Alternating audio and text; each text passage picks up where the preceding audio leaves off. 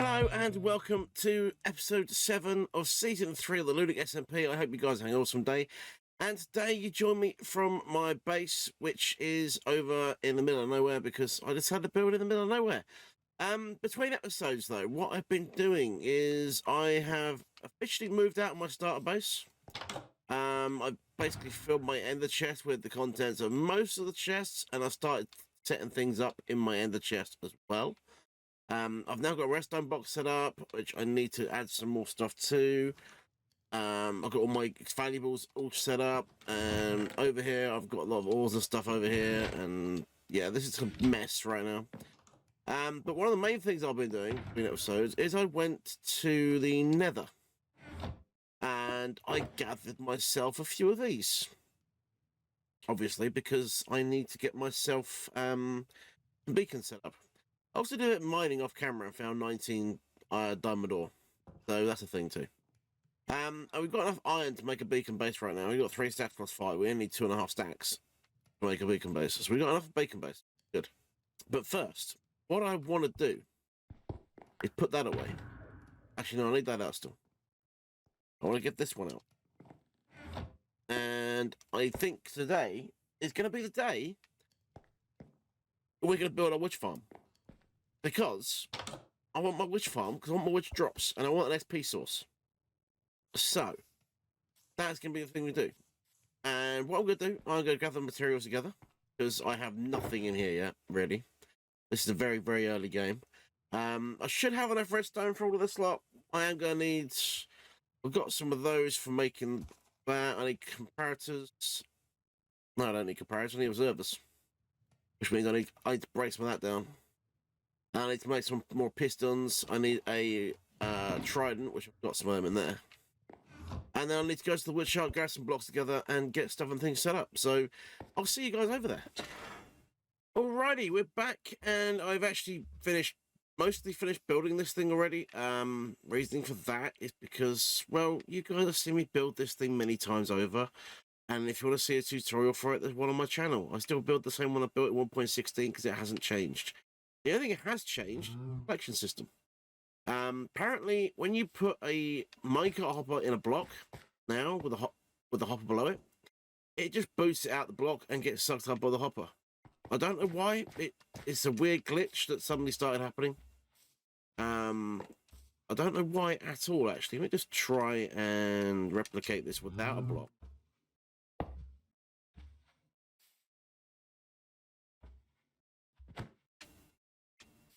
Nope, that didn't work. Let's try it again.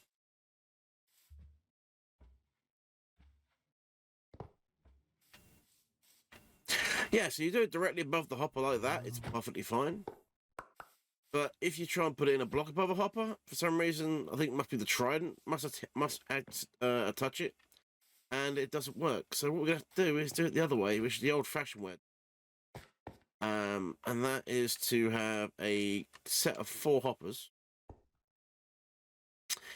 below this with a set of rails on top and then 2 minecart hoppers on top of that.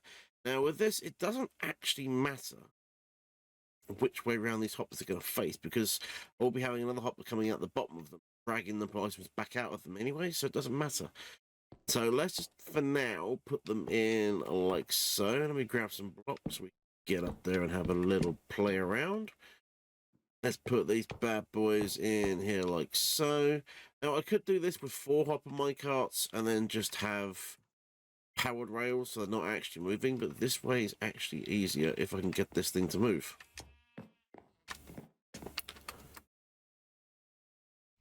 Yeah, I need to be able to get that to move. Pick that block out.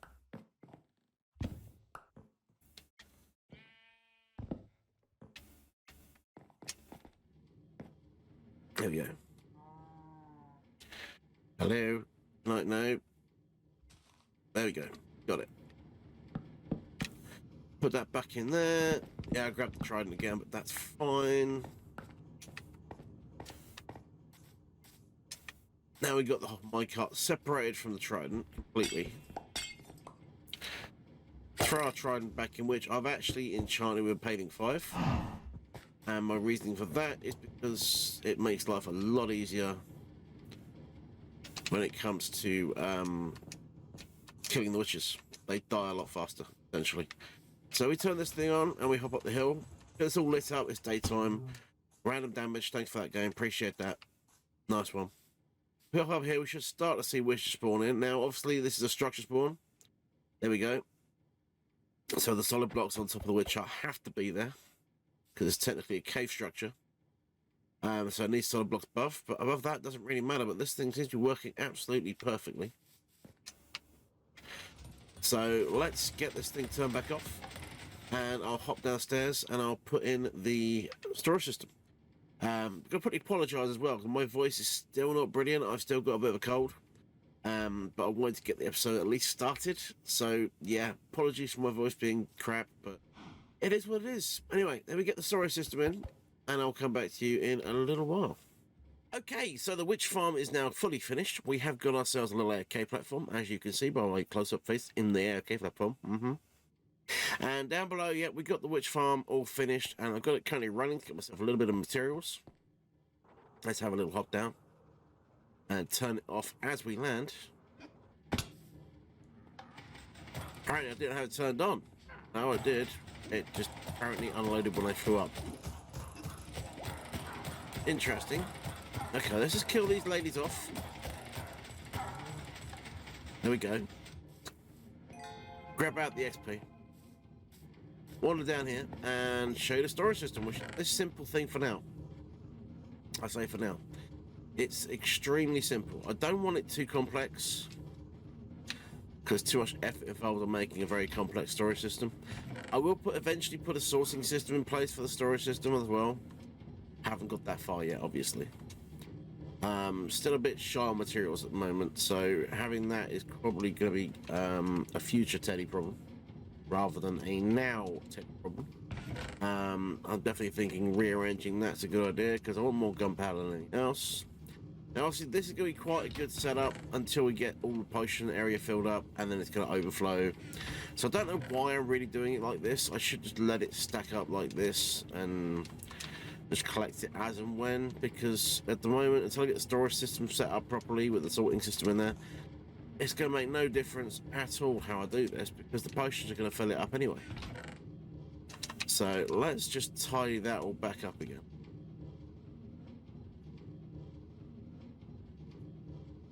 I had the sticks because I haven't got any sticks in my pocket because I just put one in here. Why not, Teddy? Right, there we go. Yes. So yeah, the potions are going to fill it up, which is why I've got so many chests. I haven't got magma blocks in the farm deliberately because magma blocks make you get fire resistance potions out, which can be useful, but I don't need them now. We're in the nether. If I was building this without being in the nether, I would need them, but I'm not, so it's fine. But anyway, now that's finished, I obviously need to decorate this thing. Now, I don't have the materials I want to use for decorating this yet, because it's an underground build, which can have a build on top of it. Now, it's going to have a watchtower type thing on top of it, and that glass AFK area is going to be the top of the watchtower. And obviously, this is going to be in the basement of a said tower, because our floor level is still going to be Y75. If I hop up here, all the way up to Y75, you can see just how low down in the world our witch hut's going to be. Obviously, this needs to be a completely open area around it. It needs to be storm-proofed. But that's going to be the top of our tower, that's going to be the bottom of our tower, and we're going to have a side sticky out bit on the tower as well, which is going to be an iron farm. So we're going to have the iron farm attached to this as well, which again will have to be enclosed, but with spawn-proof blocks. So this could be an interesting build. It's also going to be quite a tricky build, and because I'm that far away, the witches are now beginning to spawn again, which is fine. And we'll go back and turn the farm back on in a minute. So what we're going to do now, I think what I'm going to do is find where I'm going to put my nether portal. Because I'm not currently attached to the nether yet. I'm not in the nether yet, so we can't actually go to the nether very easily. We have to fly back home when we want to go back home. So I think we should rectify that. Figure out where our nether portal is going to go. Figure out where we're going to put it in the nether side. And I will show you guys the tunnels as well, because while I've been on vacation for 2 weeks, they've been extremely busy. And the nether hub is very much open, and the tunnels are very much dug ready. And I haven't been here to see any of it. So, yeah, let me go down there and I'll show you that as well when I get to the point where I'm going to put my portal in. Okay, so as it gets dark, I decided to put my portal in the front of one of the garages. It doesn't look perfect, but it doesn't look bad. So I think I'm going to stick with it for now. Subject to moving it later on, because yeah, it might get moved. We'll figure it out when we get there. But for now, I'm going to hop through. And I've got a very big tunnel, which is quite nice. I've got quite a tricky portal to get out of because it's currently in a very small area. But if we wander through here, we will come out into the tunnel. Now, mine's 120 blocks back from the tunnel, which is quite a trek. But let's check. I've got golden helmet on. I've got golden helmet on. But if we come out into the main tunnel, as you can see, it's been dug out pretty deep, and it's been dug out for a very long way. And if we fly down here, you can see that it's been dug out all the way down to the spawn tunnel. To the spawn portal. And of course, others have been digging out their areas as well. East Tunnel, Shopping District, Jasno. So I'm currently showing my tunnel with Jasno and the Shopping District. I'm going to put another sign up so I can put my name on there as well. Eric's down the North Tunnel. Claude and PT are down the West Tunnel. And currently Robbo and D are down the South Tunnel. And they've colour coordinated it as well, which is quite nice.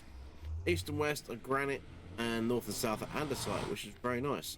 Now, I haven't really had much reason to go back into the overworld in the shopping area, but I'm going to go a bit in there just to check my shop. Because, well, we're here. We might as well check the shop while we're here.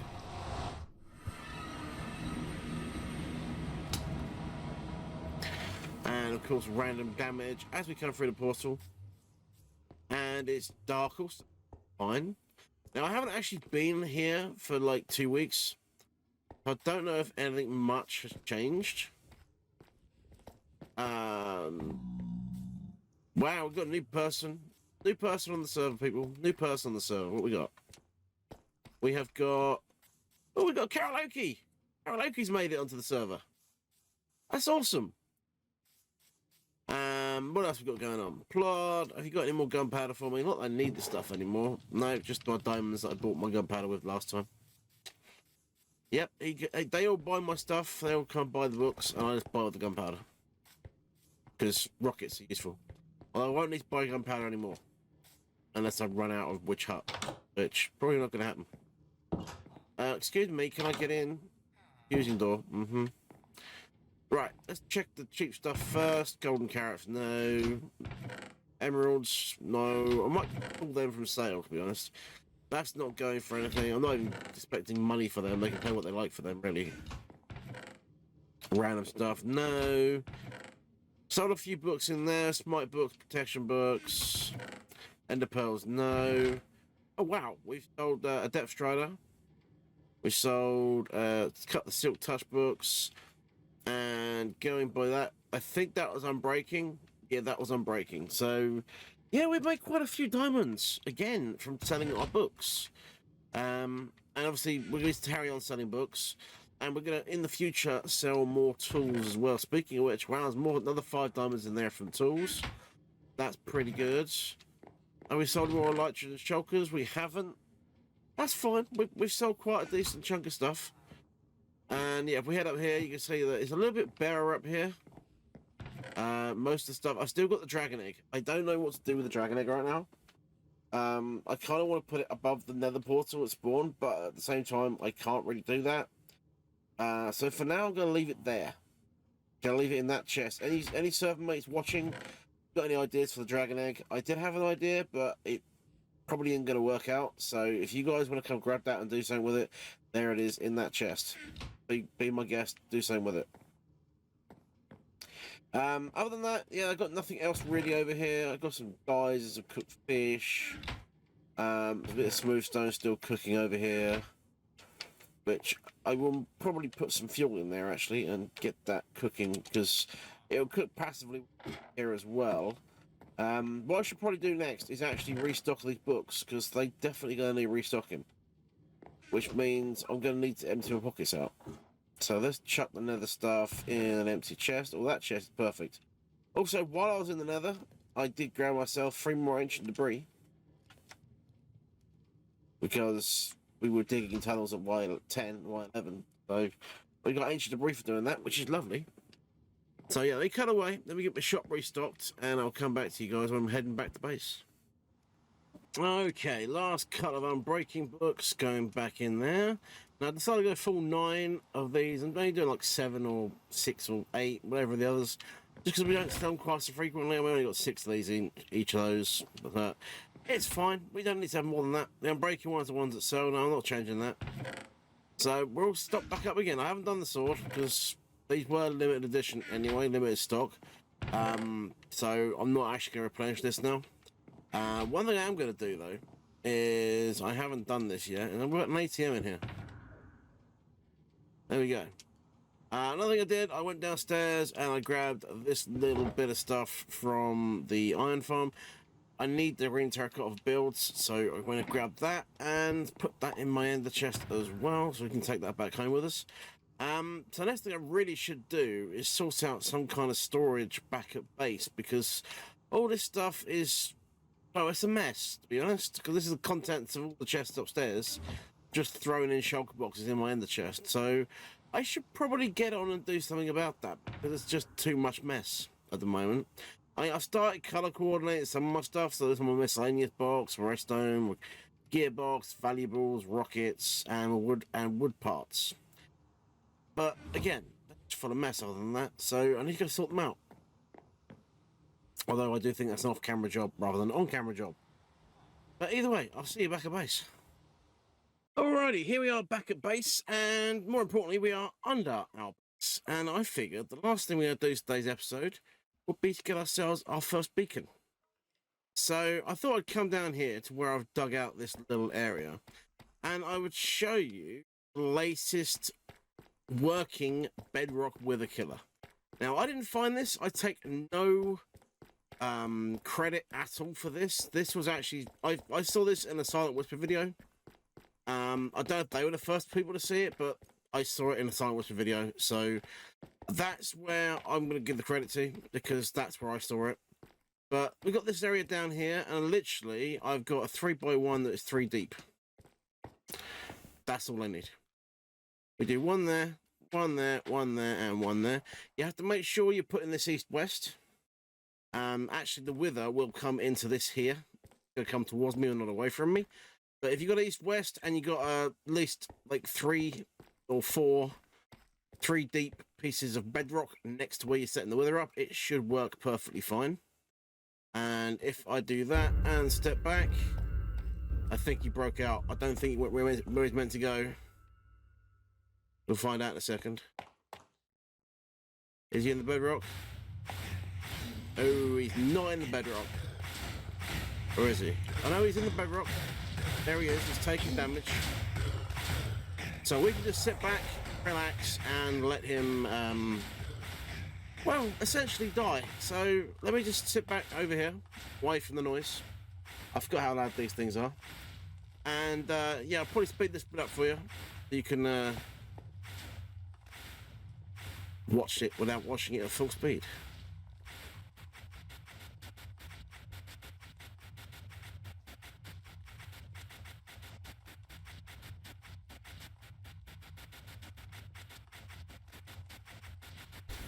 And as it enters its second stage, obviously the temptation would be to go in there and give it a little bit of help with the sword, but by doing that we would risk it coming out of the bedrock cage in, essentially, and we don't want to do that. So yeah, we're just going to leave him to it.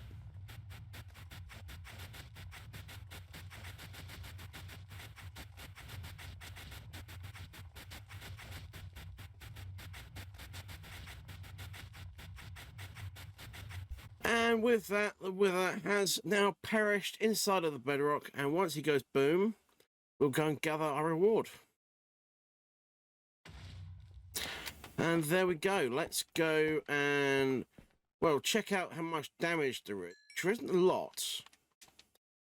And we still got XP for that, because it died by our hand, because it built the wither. Damage wise, there's not a lot. I actually put a torch in here. Glad I got blocks in my pocket. Yeah, I put a torch in next to the spawn point of the wither, and it didn't do any damage to it, which is amazing. But yes, that's where we're going to be setting off our wither from now on. And it worked rather nicely, and I just fallen in because I'm a smackhead. Right. Anyway, with that, I'm actually going to end today's episode, guys. I hope you've enjoyed it. If you have enjoyed it, hit the like button. If you really love to hit subscribe, and I'll catch you guys in the next one. Thanks for watching. Bye-bye for now.